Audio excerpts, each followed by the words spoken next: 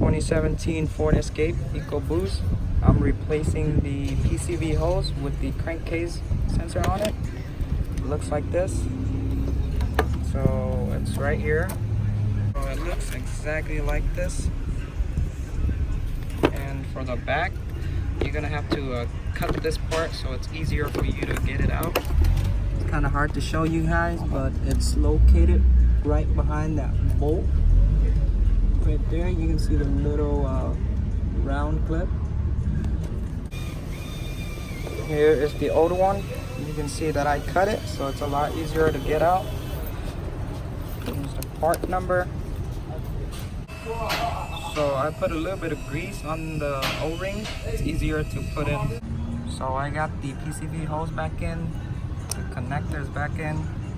I got the hose back, and the clips right there is in tight. Here's the code for the PCV hose. Check engine lines right there. Now I'm gonna clear it.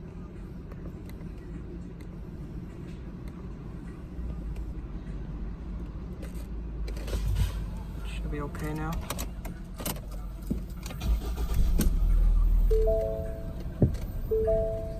All right, we good.